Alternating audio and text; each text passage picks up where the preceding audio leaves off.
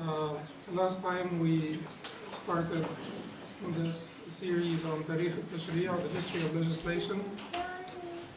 And remember last time we talked about, we just gave the introduction, which is the introduction to Mishkah's book on the history of legislation, written by the president of the university, Dr. Salah al-Sawi. And in the introduction, he spoke about how the scholars inherited from the Prophet ﷺ the way he welcomed the students of knowledge, and how the Prophet ﷺ exhorted the scholars after him to always welcome the students of knowledge, and how Mishkah seeks to follow in the footsteps of the Sahaba by going to places outside of the mainland of Islam or Muslimdom.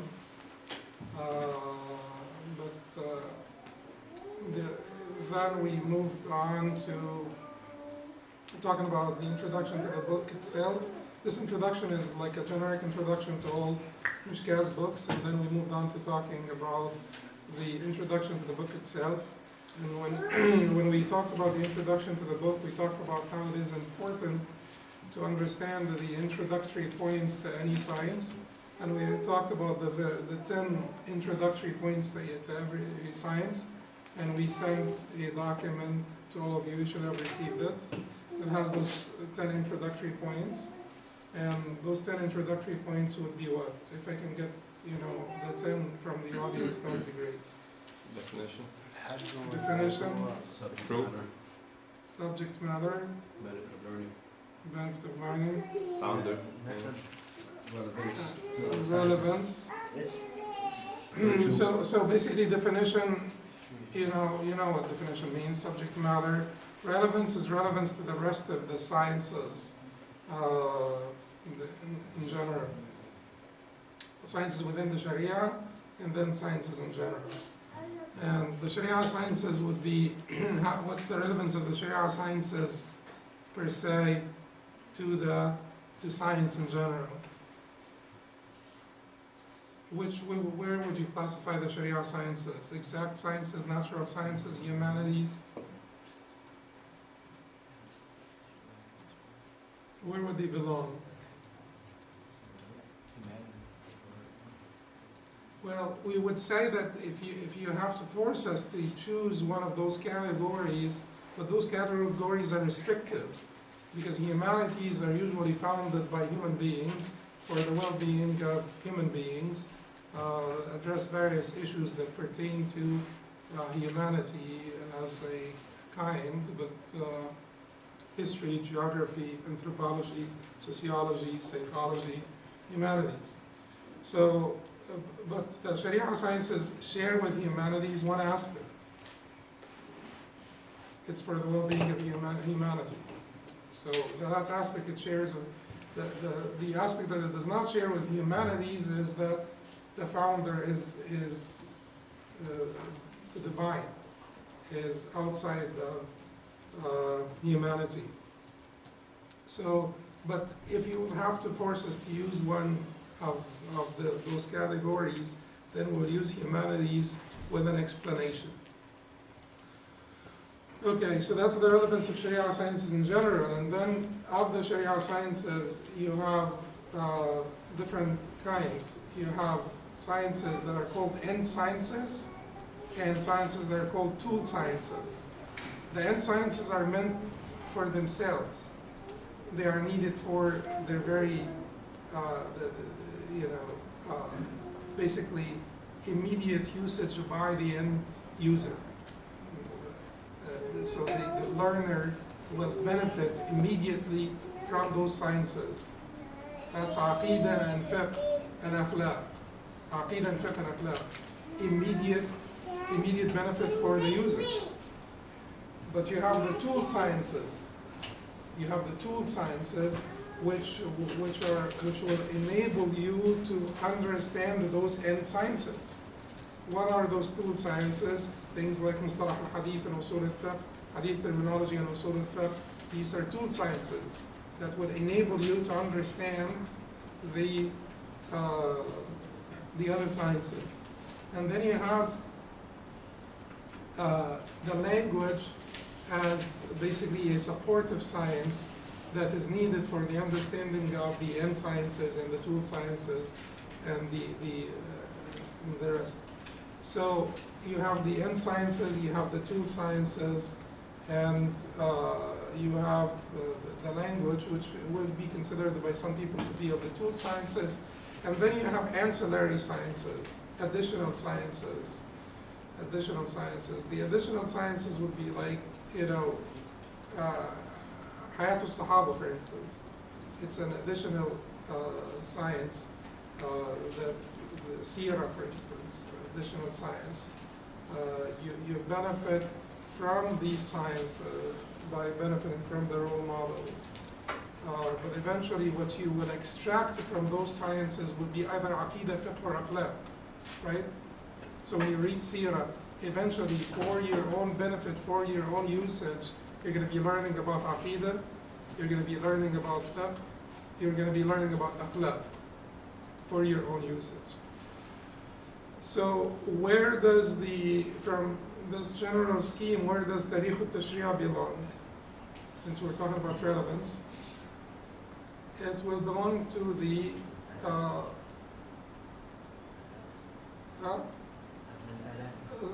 basically, no, it's the additional ancillary supportive sciences,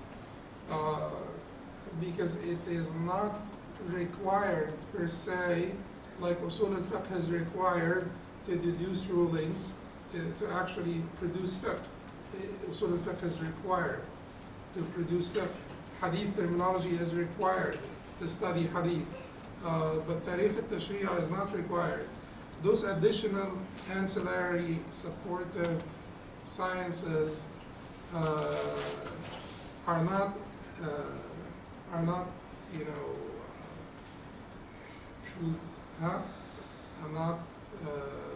trivial. No, I meant to say the opposite. They are important. They are important because they better your understanding of the other sciences when you understand the history of legislation. And that's what he talked about here. He said that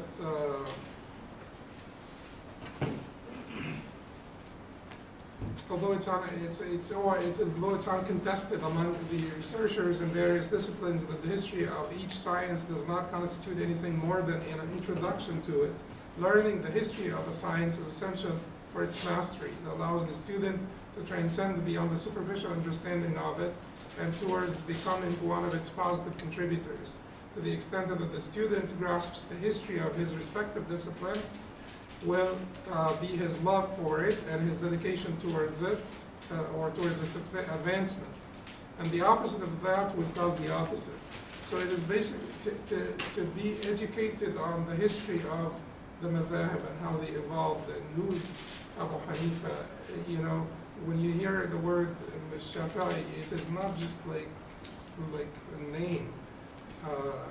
There's so much that you know about him, about his journeying for the pursuit of knowledge, about his interaction with Malik, his interaction with Ahmed, his interaction with Muhammad ibn al-Hasan, the student of Abu Hanifa.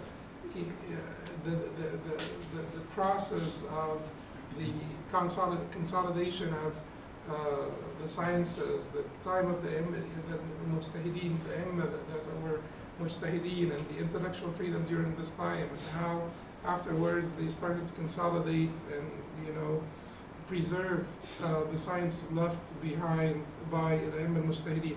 All of this understanding will be essential in your better understanding of fiqh and your love for fiqh and your ability to be a positive contributor or to have a better comprehension of fiqh.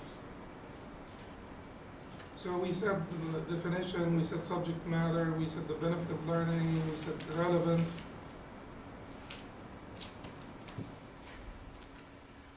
The virtue of fadlu, wal-wada, the founder. نسبته وفضله والوضع الاسم, the name of the science, الاستمداد, the sources of the science, حكم الشارع, the ruling of learning the science, the ruling of learning Tarikh al-Tashri'a as well. And as far as kifaya, it's a collective obligation. It's not required of everyone. It's required of the people who are involved in the field of knowledge and studying. The sources, what are the sources of Tariq al-Tashri'a, by the way? Where because Tariq al-Tashri'a, the contemporary sources, some people started to write, the contemporary scholars, like the author of the book that we will be studying, which is Sheikh Omar Suleiman al-Ashqar, rahimahullah, and Sheikh Manna al-Qattan, and other scholars that wrote on the issue of Tariq al-Tashri'a recently.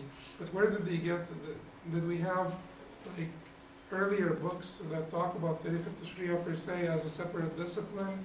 No, but they got this from the books of Sirah and the books of Fiqh, and sometimes from the books of Hadith. It is basically like a sign that required a lot of effort to be brought together into one discipline by our contemporary scholars that wrote on Tariq al-Tashri'a. This is a relatively, as far as a discipline by itself, relatively a new discipline. And then the introduction also mentioned how the Islamic fiqh passed through many phases between maturation, strength, flourishing, brilliance, relevancy, and at times it went through stages beneath that, where there would be stages or phases of stagnation. And it mentioned that all human sciences go through the same.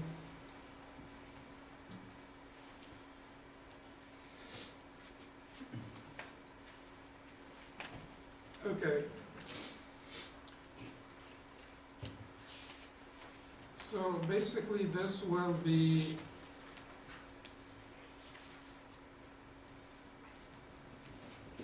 hopefully you can read this.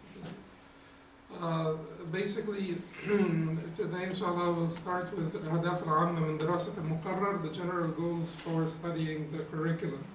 So the objectives of this course are concentrated in the following points: defining fiqh, its branches, and how it encompasses all branches of man-made law.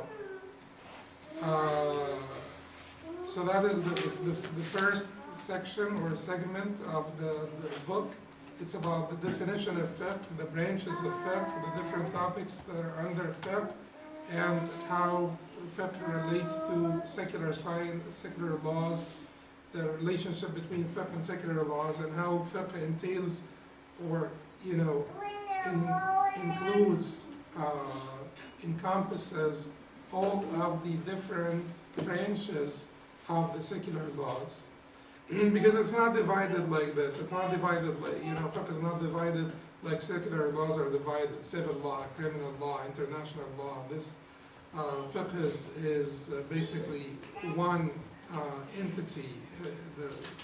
There are certainly branches within fiqh, but it has not been divided by the scholars, and we will see why they did not divide fiqh into those different categories.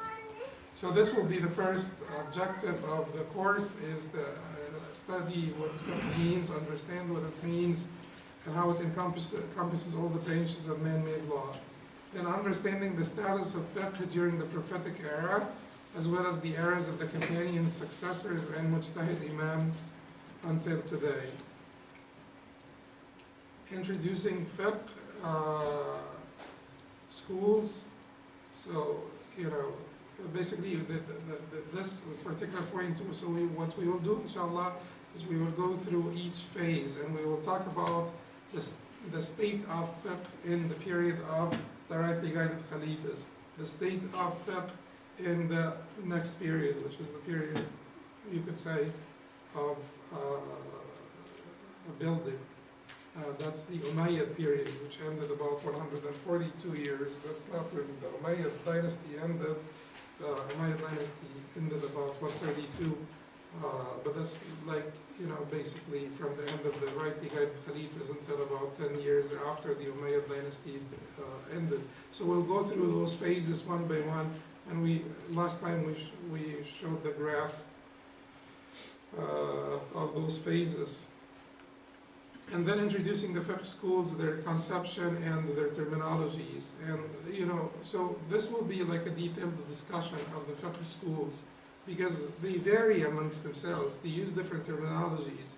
So if you read Hanafi fiqh with basically your understanding of Shafi'i terminology, you will get a lot of things wrong. So that they do have different terminologies. Introducing the science of fiqh principles or qawa'id al-fiqhiyya.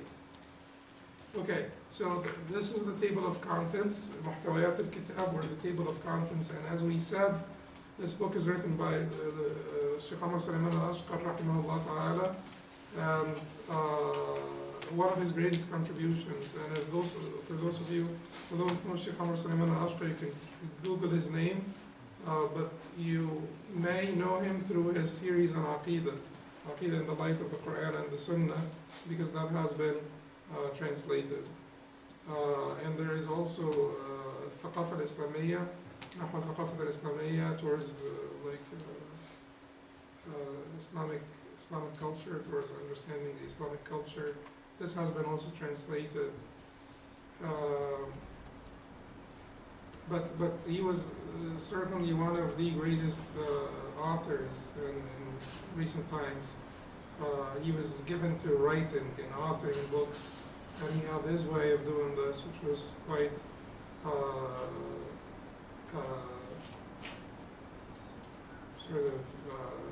clever in conveying the message in clear wording, but at the same time not compromising the scholarly integrity of the words, and was quite accepted by the vast majority of scholars. His books, his writings. So the book is divided into the following segments. The first one would be تعريف الفقه وعلاقته بالشريعة والقانون, introducing fiqh and its relationship to Sharia and man-made law.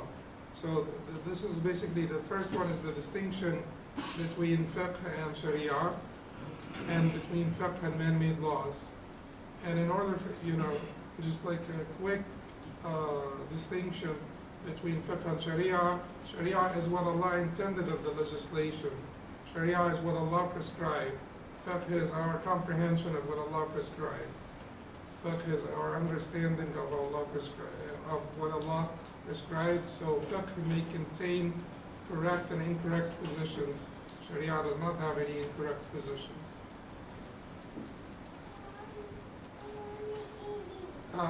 So الفقه في عصر النبوة, fiqh in the prophetic era, الفقه في عصر الصحابة رضوان الله عليهم, fiqh at the time of the companions, may Allah be pleased with them. معالم هادية في تلقي الصحابة التشريع في تلقي الصحابة التشريع والعمل به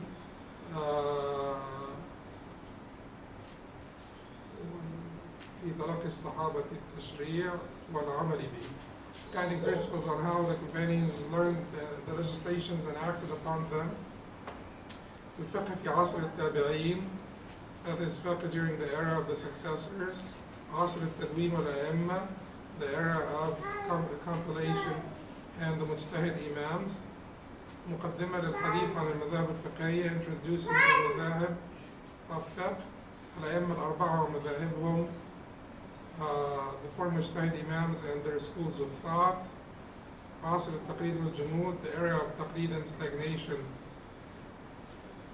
التدوين الفقهي في عصر التقليد والجمود, the compilation of fiqh in the era of taqlid and stagnation. And we said that it is extremely important that we understand that when we say the era of stagnation, that we're not really accusing all the scholars of that era, because there were luminaries of that era that, Ibn Hajar was from that era, Suyuti is from that era, Ibn Taymiyyah is from that era, Ibn Qayyim is from that era, Nawawi is from that era. Last time I told you Ibn Qudama, relatively, he died in 620 after Hijrah, so relatively at the end of the previous one, in the beginning of the era of stagnation. But it is important that we understand that we're talking about the prevalence of stagnation, not that each and every one who shot views from that. It is just like great scholars that were from that particular period. Ibn Abdin, those are from the, is just many, many, many. So it, and usually when we talk, that's the difference between humanities and exact sciences. In exact sciences, it's one. So when you talk about the era of stagnation, this means just stagnation. If you study exact sciences and then you study something like this, and then someone mentions the era of stagnation, you will be under the impression that there was nothing there, during that period. And it will be completely unfair, it's like a period of 700 years of our history. So it will be completely unfair to see it in this light, or very negative. But we're saying stagnation because we have to admit the reality that there was, to some extent, stagnation compared, at least we should say, compared to the area of flourishing, the area of just intellectual progress during the time of the Mujtahideen, which preceded the time of consolidation and the time of stagnation. And maybe for those of you who were not present last time, I will just quickly show you the graph and then we'll move on. And then the last unit, or the last segment of this book, talks about Fiqh in contemporary times. I have to warn you that to study, academically, to study, like a book like this, it's not going to be always exciting. It's not going to be always like interesting, exciting, like fun to learn and stuff like that. And that's the difference between just studying consistently and academically, methodically, and attending lectures in the masjid. Because basically they tell you in public speaking, and student of knowledge should get himself to not be captive of the principles of public speaking, because they tell you that in public speaking, and this is not basically to tell you to bear with me. I certainly would bear with me because I'm not particularly interesting or exciting. But this is in general for your benefit, because you're going to come, like if you study, if you go abroad, you see a lot of scholars. If you go to like Egypt, Mauritania, Saudi Arabia, Karachi, anywhere that you will go to, you will find scholars that are well grounded in knowledge that may be quite, not given to public speaking, to put it politely. So that idea of you have 30 seconds to grab the attention of the people at the beginning of the lecture, that is true. It certainly applies to the airheads. You have 30 seconds to grab their attention, because afterwards they're lost. But the student of knowledge should not be like this. The student of knowledge should not, be always waiting for excitement and fun, or some information that he could actually brag about, or that he could actually show off the next day. And people who have determination and patience are the people who will stick through.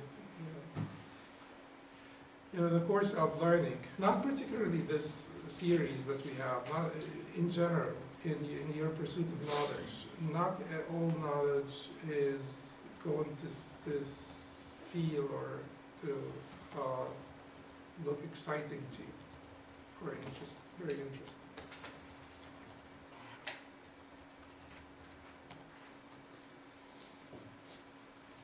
Let me show you quickly the graph.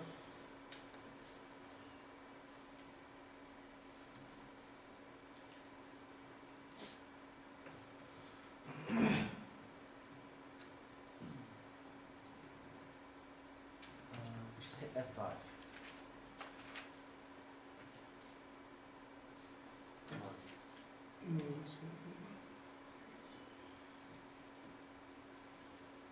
So basically this is Fiqh and Sharia.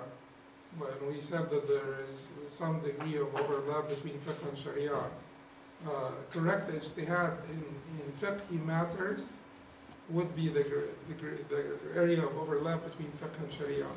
Then Fiqh would include, that part, fiqh includes the incorrect positions of the scholars. We cannot basically take them out of fiqh because how could we judge if we are much less knowledgeable than them? So this is the correct ijtihad pertaining to laws.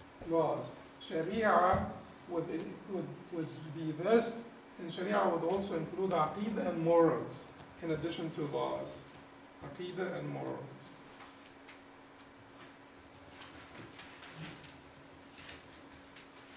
So that's roughly the division at the time of foundation, the time of the Prophet ﷺ, establishment between 10 to 40 after Hijrah, right? That's the time of the rightly guided Khalifas, building during the Umayyad dynasty, roughly flowering the first half of the Abbasid dynasty, roughly consolidation until the fall of Baghdad, roughly 655 after the Hijrah, stagnation and decline, and then possibly, which will be quite, debated if we're going through awakening or not, but possibly some awakening.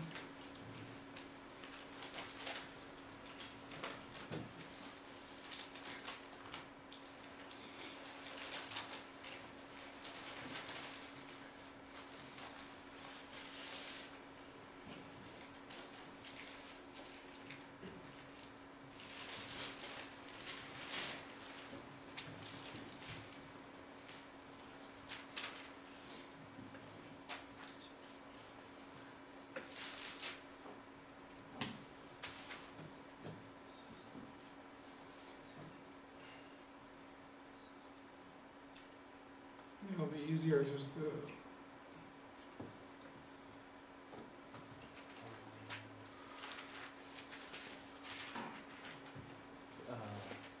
Chef, what did you? Yes. no, I was saying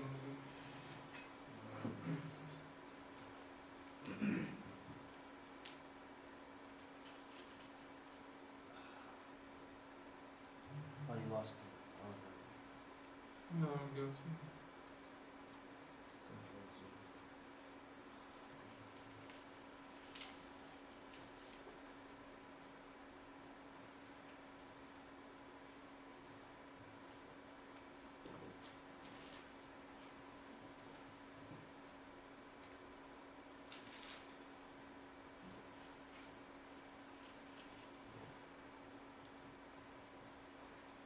Okay. So the first unit that we will go over, inshallah, is introducing fiqh and its relationship to Sharia and man-made laws. The contents of unit 1, and you will find this is not going to be in the book that we will publish, no, this is going to be in the book that we will publish. But this is, not in the original book of Sheikh Omar Sayyid al-Ashqar. This is basically like school book type. So you don't find the contents of every unit. You don't find questions and answers at the end of each unit in the original book, but this is the book that we will publish as a university, inshallah. So the contents of unit 1 will be introducing fiqh and its linguistic and technical definition. The definition is ta'rif, linguistic is lughawi from lugha, language, and technical is istalahi from istilah. Istilah means basically the agreed upon term. So the technical term is basically the term that developed by agreement of the masters of this discipline.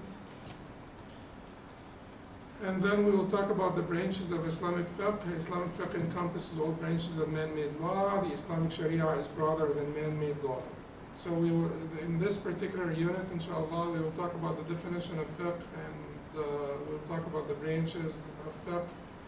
We'll talk about the relationship between fiqh and Sharia, and the relationship between fiqh and man-made laws, and how fiqh does encompass all the branches of man-made laws.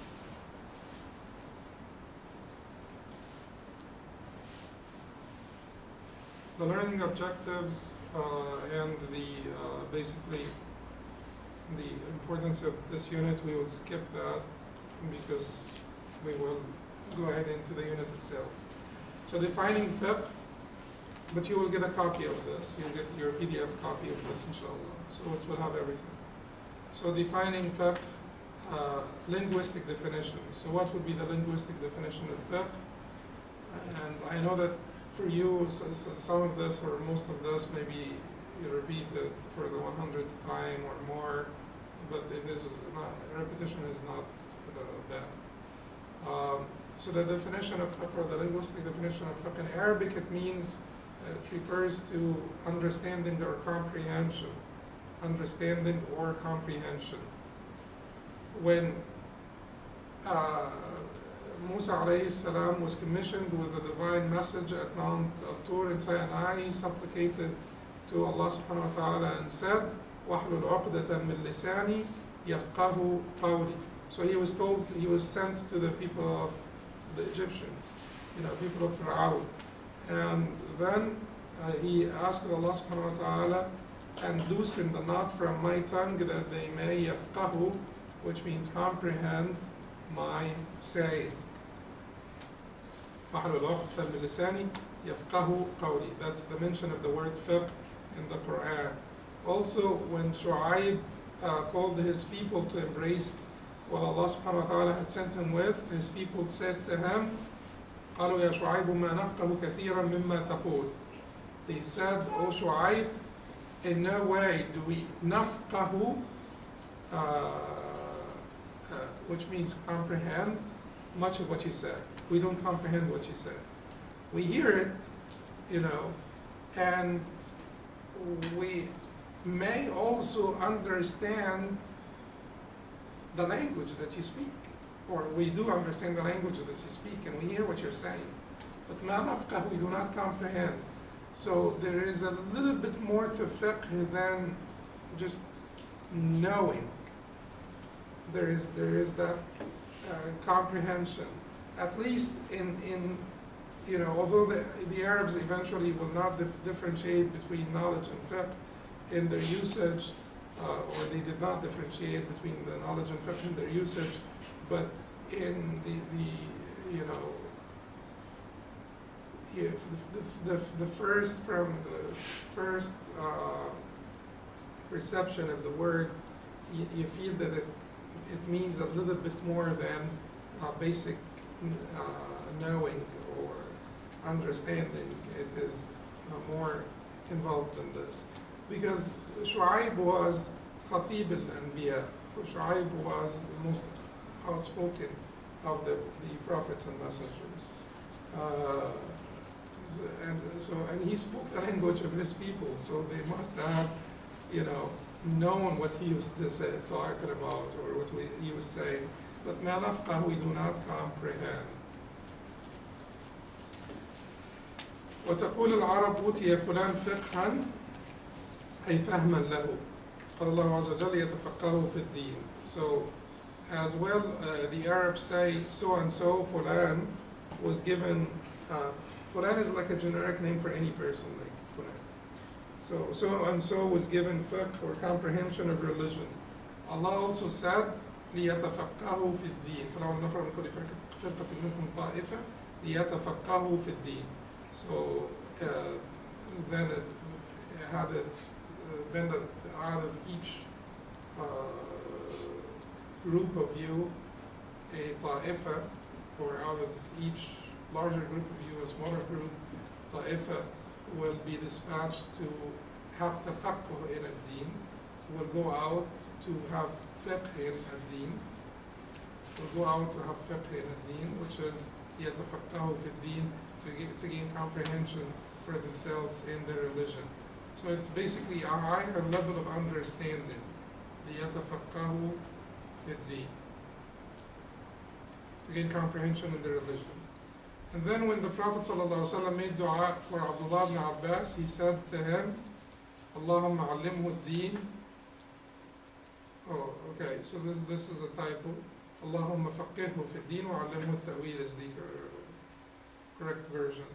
Oh Allah, give him knowledge of the deen اللهم فقهه في الدين. Give him a good understanding of the deen. وعلمه التأويل, and teach him ta'wil, or interpretation of religious text. So the Arabs use fiqh to denote both knowledge and understanding. Al-Fayruz Abadi said fiqh refers to knowledge or knowing a matter as well as having an understanding of it.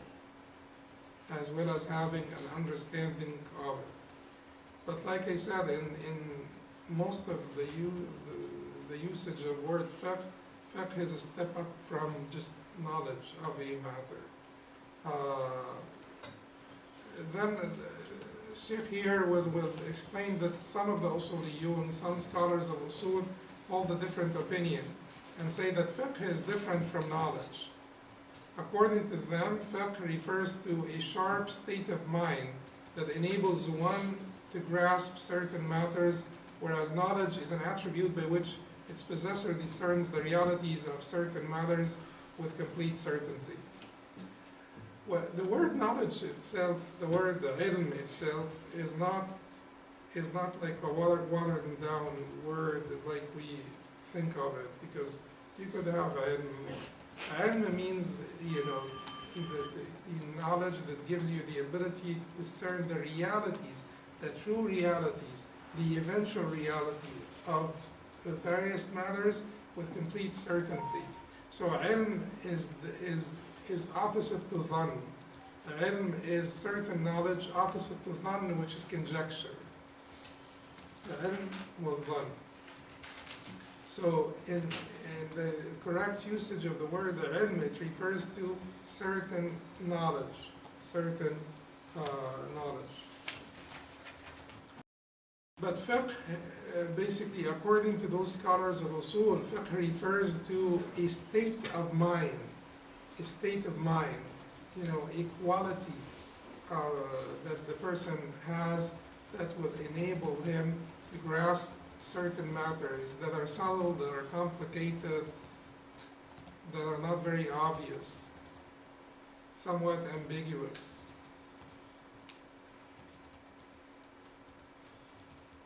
Okay, so Sheikh has this opinion that he says in reality there should not be any objection to interpreting fiqh as knowledge, or fiqh and ilm. They should not be. There should not be a problem interpreting fiqh as ilm. After it has been proven that the Arabs did so, the Arabs would use the term fiqh with regards to ilm, knowledge, because comprehension is born of knowledge. Because comprehension is born of knowledge. And they would use the term faqih with regards to the alim or scholar, because his knowledge results from his comprehension. His knowledge results from their... So comprehension is born of knowledge, right? You can't be described that you comprehended the subject without knowing it. And then knowledge is subsequent also, or consequent to comprehension when it comes to the faqih. Because he is not going to be a faqih that has great comprehension unless he will not become a faqih that has great knowledge unless he comprehended what he learned. Unless he comprehended what he learned. So you have knowledge, comprehension, knowledge. Knowledge, you have to have some knowledge first, and then you comprehend it, and that increases your knowledge.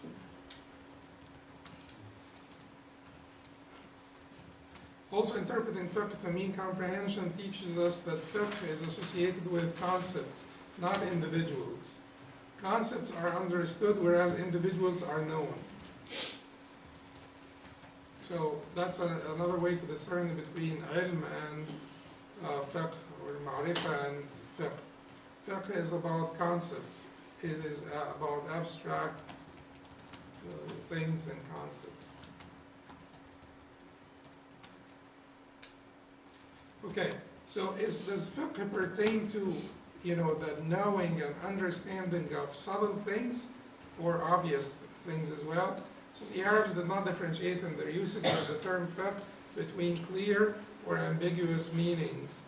Abu Ishaq al-Marwazi, or Marwazi, al-Mirwazi, I should say, differed regarding this and viewed the fiqh was the understanding of the solid matters and not those that were clear and obvious. Ultimately, the issue here we have to sort out between the word fiqh and the word faqih. And we should say that fiqh would mean any type of fiqh. So basically, knowing that there are 5 obligatory prayers a day is a form of fiqh. There are 5 obligatory prayers per day. Maghrib is 3 rak'ahs. Because if you say that this is not fiqh, but this is actually the basics of fiqh, you build on this. So how could you build on air? That is the basics of fiqh. You have to build on it. You have to say that Maghrib is 3 rak'ahs, and then you have to say that each rak'ah consists of this and that. And this is what you do in every rak'ah, and if you miss part of it, this is what but you're building on, there are 5 obligatory prayers. You're building on, there is something called prayer. And prayer is obligatory in Islam. And the number is 5 prayers a day. But if someone, sat down and taught, collected a group of kids and sat them down and told them, kids, there's 5 obligatory prayers, all, Fajr, Dhuhr, Asr, Maghrib, Isha. You might not necessarily describe him as faqih, right? Although this is fiqh. What he is transmitting now is fiqh. So that issue here, does fiqh apply to solid matters? Would we consider, the knowledge of the obligation of the prayer a type of fiqh or not? We resolve this conflict by discerning between 2 things. Describing a person as a faqih and defining fiqh itself. Yes, fiqh would entail all of this, but the person will not be called faqih if he only knows the basics of fiqh. If he only knows the basics of fiqh. In this case, the word faqih would be applied to the person who has this quality, this mental quality, that would enable them to discern subtle, ambiguous, ambivalent, complicated matters or questions of fiqh.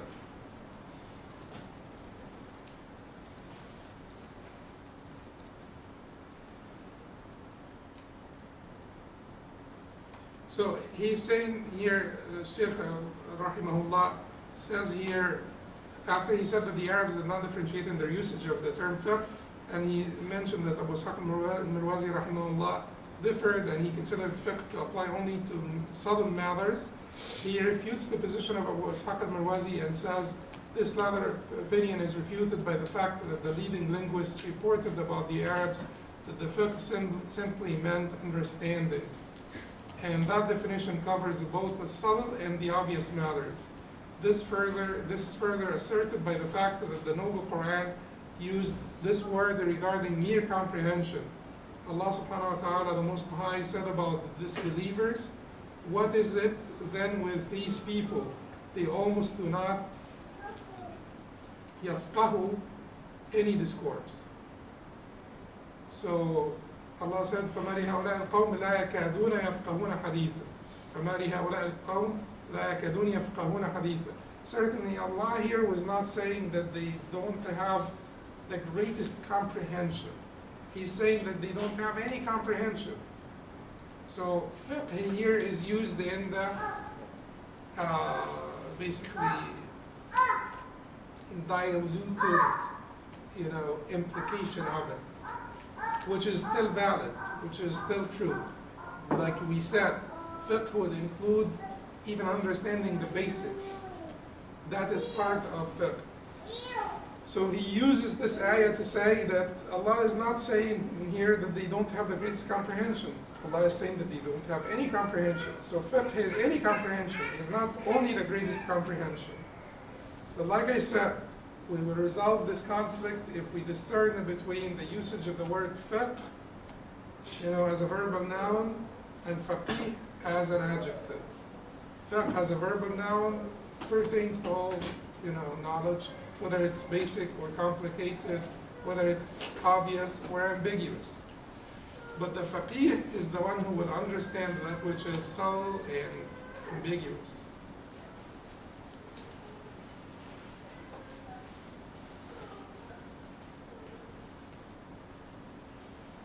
So from a technical viewpoint, al-fiqh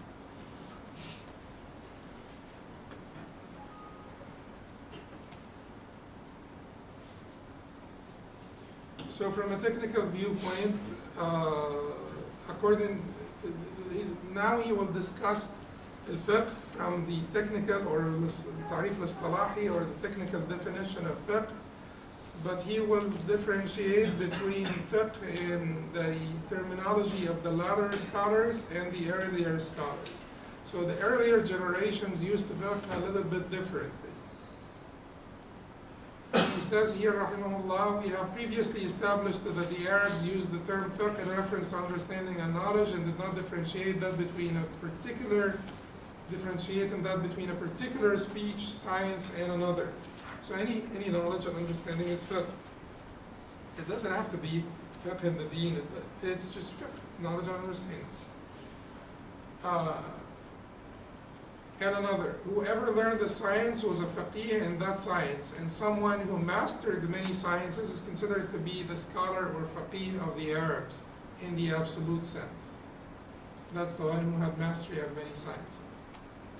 Following the advent of Islam, fiqh became used predominantly in reference to the science of religion, because it's greater than it's greater than and superior to all other sciences. So, after Islam, whenever fiqh was mentioned, it did not mean the same thing that it meant to the Arabs before Islam. And, for the Arabs before Islam, fiqh could be your good understanding of the language, your good understanding of any knowledge, any science. That would be a faqih in this science. But after Islam, because the sciences of the Sharia are greater than and superior to all other sciences, fiqh was used, to refer to the sciences of Sharia. It does not mean that other types of knowledge are bad or not important, but rather less important, than fiqh, which is the knowledge of the Sharia.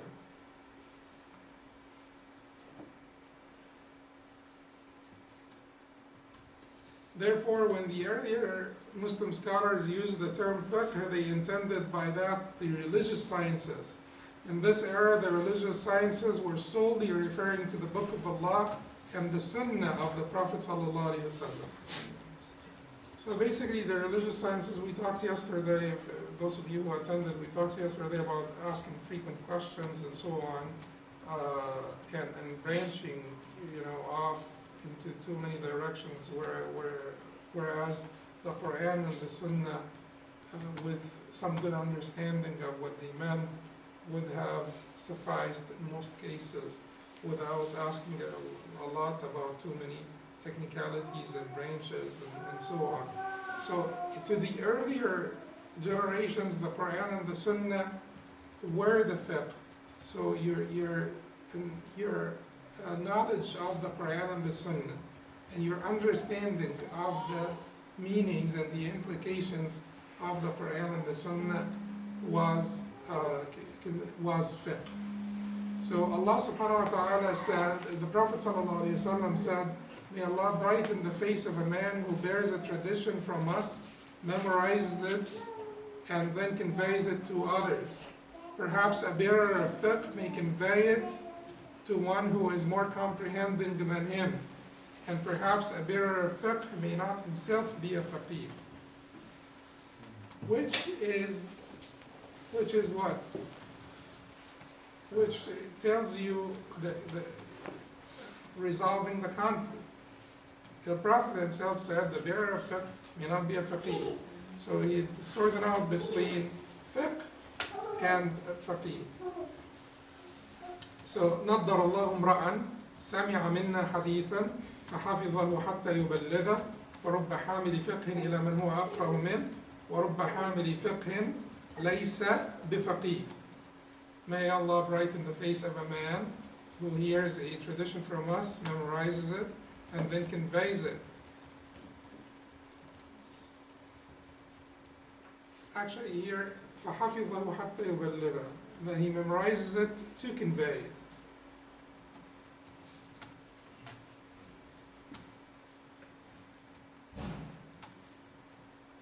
Memorize it to convey it to others. Perhaps a bearer of fiqh may convey to one who is more comprehending than him, and perhaps a bearer of fiqh may himself, may not himself be faqih.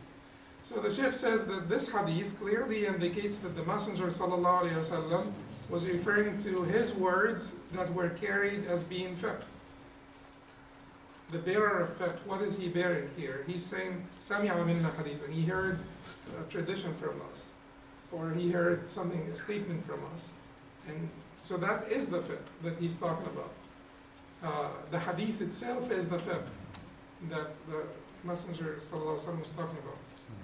Reflecting on this hadith, it indicates that the faqih is the one who has insight into his religion, the one that has grasped the meanings of the religious texts, the Quran and the Sunnah, and is capable of deducting the rulings, lessons, and wisdoms contained in these texts.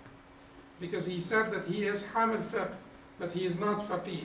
So he will transmit it to the faqih, who will be able to deduct from it, lessons and rulings and so on and so forth. So that the faqih is not the one who only knows the religious text, but the one who has that mental quality, state of mind that would enable him to deduce rulings from the religious texts. This is indicated in the, and then, subhanAllah, this also can be segmented. So you may be given fiqh in a particular matter. The lay person may be given fiqh in a particular matter that was not given to the faqih. Right? Yesterday we said that Imam Ahmad, when he was asked about who should we ask or whom should we ask after you, he said Abdul Wahhab al-Warraq, which was not really of the most famous students and scholars, or students of Ahmad and scholars, but they told them, they pointed this out to him, and he said, مَعَهُ مِنْ خَشْيَةِ اللَّهِ مَا يَجْعَلُهُ مُوَفَّقًا أَوْ مُسَدَّدًا, that he has enough of خَشْيَةِ اللَّهِ, of Allah's fear, that will make him deserving of guidance. Tawfiq and tasdeeq.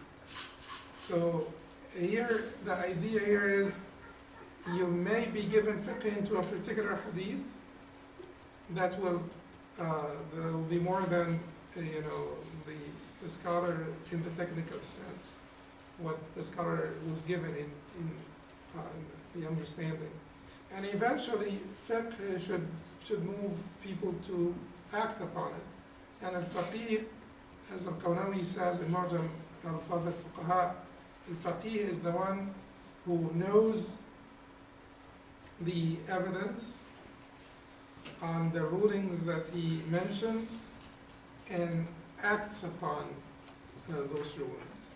So he knows the ruling, but it is not enough to know the ruling. He will have to know the evidence and how the ruling was deduced from the evidence. And then the last step, which is the most important one, is that you must act upon your knowledge. And if you miss any of those three steps, you're not the faqih in the true sense. So this is indicated in the hadith in which the Prophet ﷺ said, perhaps a bearer of fiqh may convey to one who is more comprehending than him, and perhaps a bearer of fiqh may not himself be a faqih. The phrase is more comprehending than him. Means more capable of knowing the intent of Allah, His rules and His legislations. The phrase not a faqih means incapability of deducing the rulings and facts that the texts imply. Because he knows the hadith, He carries it, he conveys it. And then, so that's why some of the humble scholars of hadith, and not all the scholars of hadith don't know fiqh, but some of the humble scholars of hadith, they used to say to the fuqaha, Ya ma'shar al-fuqaha, nahnu as-sayarifa wa antum al-atibba. We are the pharmacists and you are the physicians. So we have the medicine, we give it to you, but you know how to use it, to prescribe it to the patient.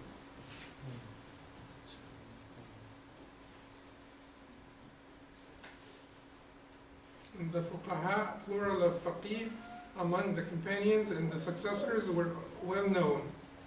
So, the companions used to, point out the fuqaha amongst them. They used to be well known. In the hadith narrated by al-Bukhari on the authority of Anas ibn Malik regarding the spoils of war that Muslims obtained from the tribe of Hawazin, when the Ansar felt bad because they did not, or some of the Ansar felt bad because they were not given from the spoils of war, and some of the, the new Muslims were given a lot from the spoils of war. The Prophet wanted ﷺ to reconcile their hearts by this, and they felt somewhat bad. The Prophet ﷺ brought them and he told them, what is it that I heard about you, that you were upset and so on. And he said, what are these words which have reached me about you? The fuqaha. So it says here in the report, the fuqaha, قال له فقهاؤهم, the fuqaha, the learned among them, said, O Messenger of Allah, as for the wise among us, أما ذو آرائنا يا رسول الله فلم يقولوا شيئا. As for the wise among us, O Messenger of Allah, they did not say anything. Here. ما حديث بلغني عنكم قال له فقهاؤهم أما ذو آرائنا يا رسول الله فلم يقولوا شيئا. Also, when Umar ibn al-Khattab wanted to deliver a sermon regarding an important issue during the Hajj season, Abdurrahman ibn Auf said, and he probably wanted to talk about succession in Islam, rulership and succession and things of that nature, and shura, consultation. So Abdurrahman ibn Auf said to him during the Hajj, there are mobs of people, and I see that you delay this matter until you arrive in Medina and consult the people of Fiqh. Basically, egalitarianism does not mean that there is no difference between the people. Egalitarianism, that you give the due rights to all the people, and they're equal before the law, and because that is extremely impossible. Not all physicians are the same, not all engineers are the same, not all plumbers are the same. And when you want like a plumber, when you have like a real problem at your home and you want like a real good plumber, you ask around and you discern between, this and that. So also, in matters of public interest, you don't have to consult all the people and give equal weight to unequal opinions. There has got to be some element of discernment here. Now, so how does this, apply to the concept of democracy? Democracy with basically like more Sharia compliant Islamic understanding could be applied, but within the spirit or the rules or the basics of Islam. So basically, we're not going to bring the people, we're not going to, consult the people on the prohibition of this or the lawfulness of that. It just doesn't make sense. None of the fuqaha ever said that the public will be consulted about, matters, or they didn't even consider the position of the public relevant to the establishment of ijma'. Ijma' is the agreement of the Muslim scholars on a particular matter at a particular time. It is not the agreement of the Muslim public, because eventually, why are you talking about biochemistry when you don't, when you ever studied any book on biochemistry? It's just basically like that. So now the democracy will be, utilized to because al-Hal al-Aqd in Islam include the representatives of the people, right? Al-Hal al-Aqd, it included the chiefs of the tribes and so on. Those are the representatives of the people. So through democratic process, you could elect people's representatives. However, those people have to understand that when the issue that is discussed is a technical issue, that they really need to pay attention to the experts. So if it's about healthcare, you really have to pay attention to the experts. It's not like I think, I like, I presume, I this. Why don't you think to the experts who have knowledge? Even as representatives of the people, you should listen to the experts who have knowledge. Otherwise, the decisions will be based on mere whims or mere pressure or mere the so-called political positioning. You figure out, where you should place yourself on the political spectrum. Because if you move a little bit to the right, you lose those people. You move a little bit to the left, you lose the other people. And based on your district, you calculate your own positions based on your district, because your district happened to be liberally leaning, your district happened to be socially conservative, your district, so that political positioning, this is not, how could this be a good process?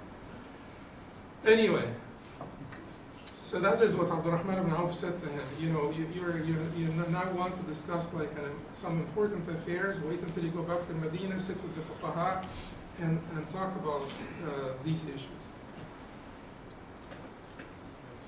That does not mean that after due consultation with the fuqaha, you're not going to make the matter public, and you're not going to educate the public on the resolutions or the decisions or the conclusions or whatever. You will educate the public, you will involve the public to a certain extent, but eventually you cannot involve the public on every matter, whether they have the ability to comprehend or they don't. Yahya ibn Sa'id al-Ansari, who saw the great successors in Medina like Sa'id ibn Musayyib and a few of the young companions like Anas ibn Malik, said, I saw the fuqaha of our land, Medina, always performing taslim after every 2 rak'ahs of their daytime prayers. When they prayed, sunnah during the day, they did not pray 4 rak'ahs back to back together without a taslim in the middle.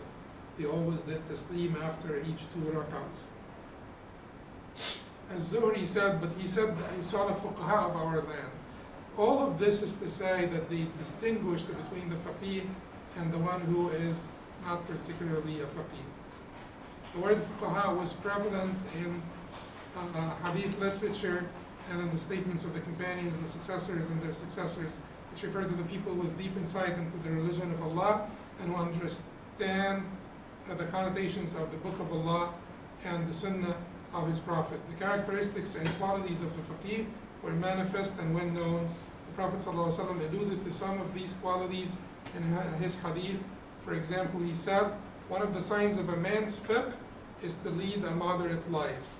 This was reported by Imam Ahmad in his book al-Musnad, but the traceable one to the Prophet that is not particularly authentic. The one that is from Abu Darda is Hasan, is sound.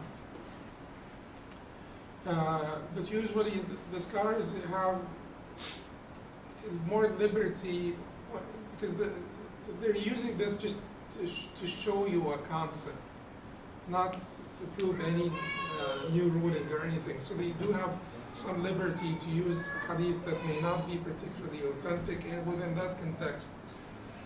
So the Prophet ﷺ said, "من فقه الرجل رفقه في معيشته." من فقه الرجل رفقه في معيشته. One of the signs of man's fiqh is to lead a moderate life. Rifq here does not mean gentleness. Rifq here means moderation. And in fact, Abu Darda, the version that's traceable to Abu Darda is stronger, we said, right? So Abu Darda had actually spilled something, or something fell, like, some grains or something, and they found them looking for the grains and picking them up one by one. So someone said, you don't have to worry about this, Abu Darda. Someone from the Tabi'een said, you don't have to worry about it. You're just picking. It's like someone who, dropped some rice grains and picking them one by one. So that is what he said to the man when he said that to him. In fiqh الرجل رفقه في معيشته, one of the signs of a man's fiqh is to lead a moderate life, a life of moderation. So he considered this not to be an act of zuhd. He considered this to be a life of moderation, not necessarily zuhd, that he's picking up the grains one by one. So he also said one of the signs, the Prophet ﷺ, this hadith is authentic from the Prophet, he also said one of the signs of a man's fiqh is to say about that which he does not know, Allah knows best. من فقه الرجل أن يقول لما لا يعلم الله أعلم. من فقه الرجل أن يقول لما لا يعلم الله أعلم. One of the signs of a man's fiqh is to say about that which he does not know, Allah knows best. It is also the statement of the Prophet ﷺ here.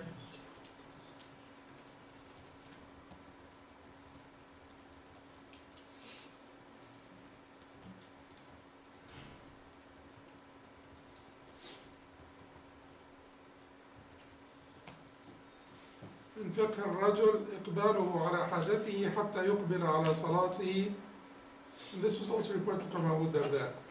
One of the signs of a man's fiqh is to procure his needs before he initiates his salah. And in some reports, حتى يقبل على صلاته وقلبه فارغ, and his heart is empty of all concerns, or free from all concerns. His heart is free from all concerns. So basically, to finish what you need to do. You want to eat, go eat. You want to use the bathroom, go use the bathroom. You want to talk on the phone to someone, go ahead and do it. Your kid is coming, in 5 or 10 minutes back from school. Wait until he comes and you open the door for him, and then you talk to him and this and that. And then do the prayer afterwards. We do the opposite, right? You just want to do the prayer so that you could get to your business. The prayer is your business. So finish your inferior business first so that you can concentrate on your superior business. And then the Prophet ﷺ used the word fiqh here. He said, a man lengthening his prayer and shortening his sermon is indicative of his fiqh. إن طول صلاة الرجل وقصر خطبته مئنة من فقهه. A man lengthening the prayer and shortening his sermon is indicative of his fiqh.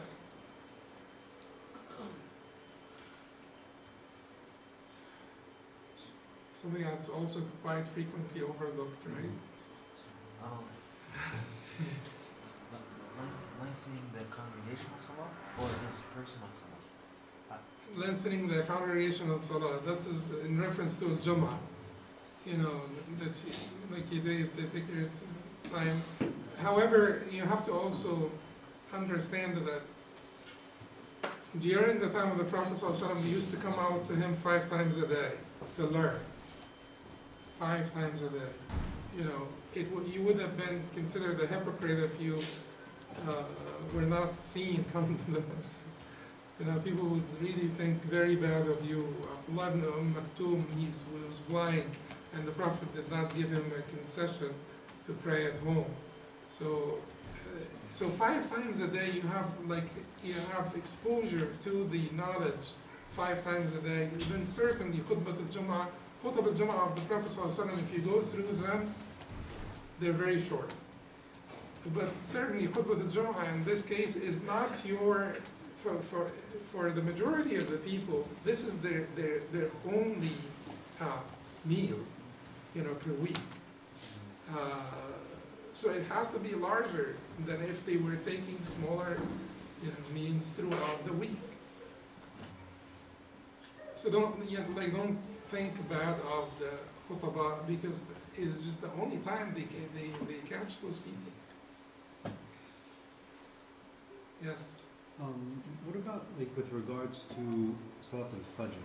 Because during the time of the Prophet ﷺ, they used to pray in the earlier time, and then after the assassination of Umar radiallahu anhu, they moved it towards the end of time. So do you shorten the number of ayat that you read for Fajr due to the end of time? Because you're praying towards the end? Yeah. But you don't have to pray towards the end now, so because if the purpose of this is basically to not, is for security and safety and so on, you don't need to do this at this point. You don't need to pray Fajr later. You should pray it earlier, like they used to do it during the time of the Prophet ﷺ. But certainly, if you you want to make sure that you finish the prayer before sunrise. Speaking of Jumu'ah and the length of the khutbah, I was actually having this discussion with somebody, and a similar point was mentioned that it was different during time of Prophet. But that does not mean that your salah would be qada if you continued through sunrise, because I was actually going to report for many Sahaba that they can, Abu Bakr, the sun rose. But he started early, just like usual. So, but the idea here is you want to do this. It's better that you finish before the end of that time slot. I've heard points similar to what you had mentioned about the khutbah being different at the time of the Prophet. One, because they saw it more frequently. 2, because they understood the Arabic more because it was their native language. I personally feel like that length of time is kind of a hidden treasure of the Sunnah, because we often hear academically that the attention span of the average person is 5 minutes. That's what they're going to retain the most in a lecture, the non-academic person. So I feel like even though that's the only source of information that a person might be getting during the week, over a long term, they'll retain more per khutbah and then gather more. So I feel like that's still kind of a benefit, no? Have you ever tried to give a khutbah in 5 minutes? Not 5, but I mean less than half an hour. 5 minutes, 10 minutes. Yeah. I feel like you can get a lot in 5 minutes. But nowadays most people nowadays do it in 25 minutes, half an hour, right? Most of the masajid do this. Yeah. But some of the scholars, the other side to it is that some of the scholars said it is not as short as you guys think, because the Prophet ﷺ used to sit for rest in the middle of the khutbah. So it means that it was not as short as most people think. So it certainly wasn't 5 minutes, because you would not need to sit for rest in the middle if it was just 5 minutes. But at any rate, half an hour is reasonable. Half an hour is reasonable. But back in Egypt, the khatib could actually go for a couple of hours. Non-stop. You wouldn't even need to sit. Full of energy. It's just once you got your hand on those people, just don't let go of them.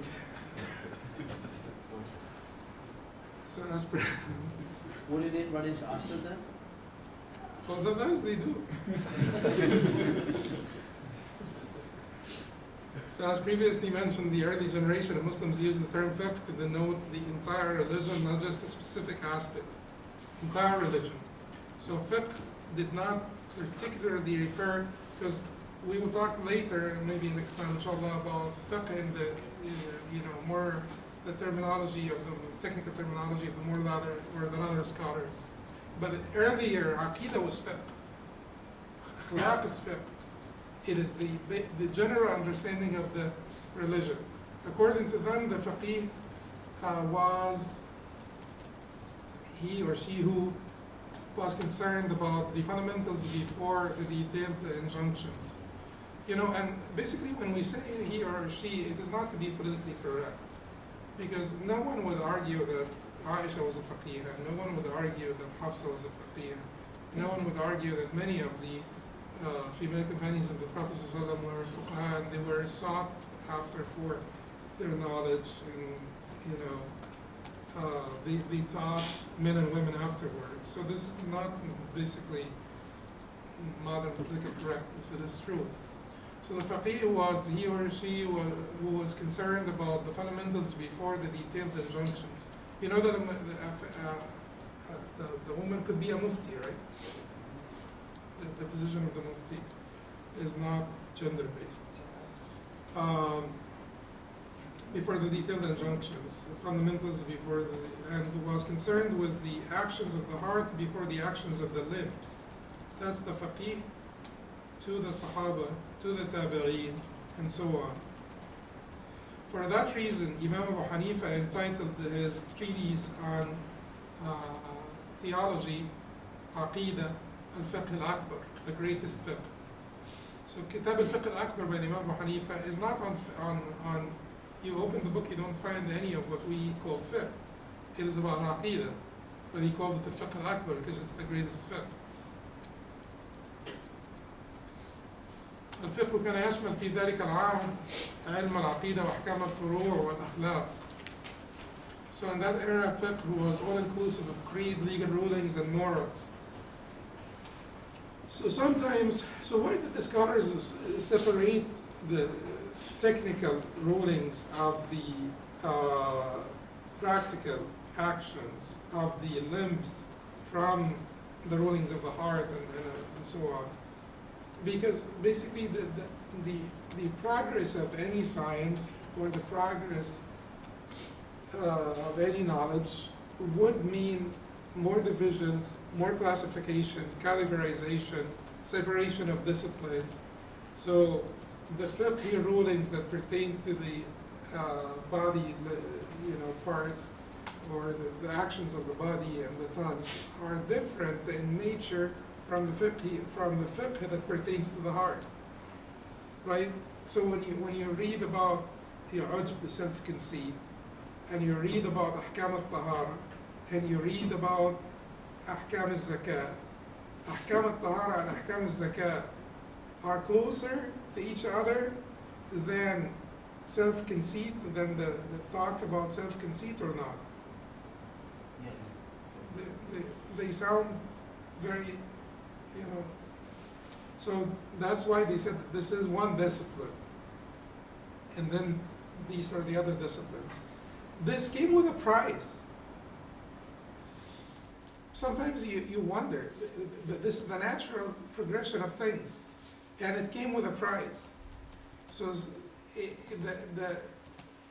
maybe the right mix is to still separate the discipline, but infuse the discipline of fiqh with the talk about the wisdoms of the Sharia, to talk about the importance of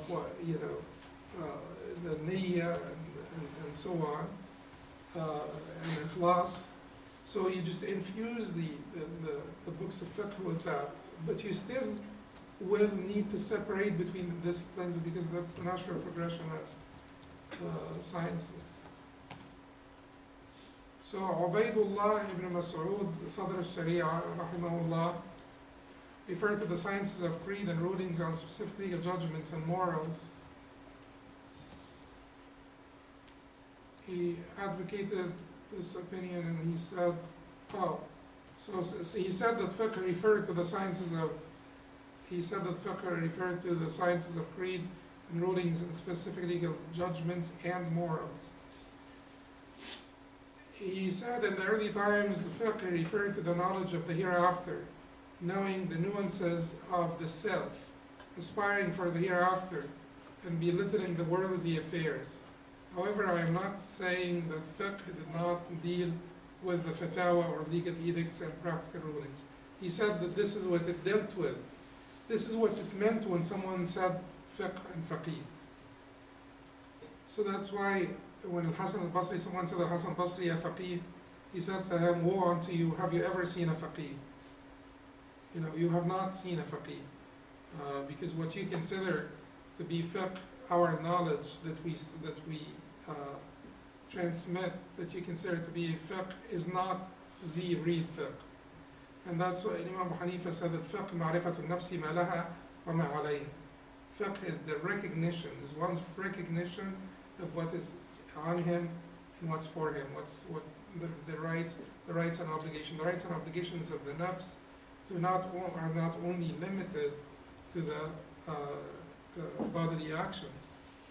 Similarly, Ibn Abdin said the fuqaha are those who are knowledgeable regarding the rulings of Allah subhanahu wa ta'ala and are committed to practicing them.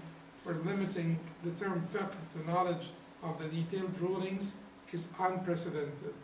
Is unprecedented, you know, he's talking now not unprecedented in his time, because Ibn Abdin lived about 300 years ago, rahimahullah.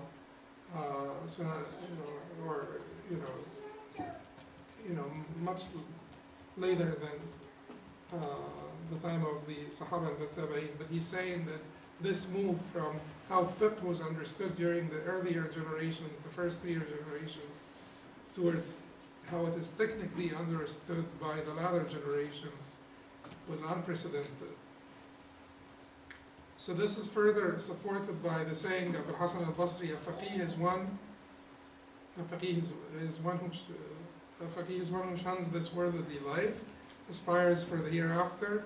He's the one who has a deep understanding of his religion, consistently worships his Lord, employs wara, pious caution, abstains from violating the honor of the Muslims, refrains from indulging in their wealth, and remains a sincere advisor to them.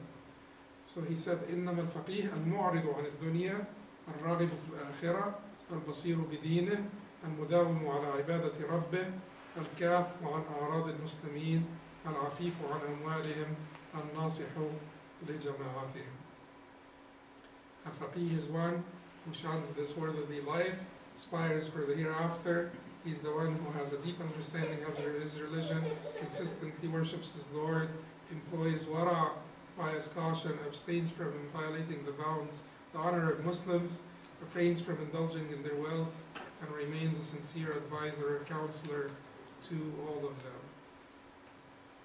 So that would bring us to the end of this talk about fiqh according to the terminology of the earlier scholars. Hasan al-Basri is from Tabi'in, and that used to be their definition. And it's very smart of the author to conclude this particular segment with this statement of Hasan al-Basri. Next time, inshallah, we'll go over fiqh in the technical definition of the latter scholars, the latter generation. قل قليلا أستغفر الله لي ولكم سبحانك اللهم وبحمدك أشهد أن لا إله إلا أنت أستغفرك وأتوب إليك.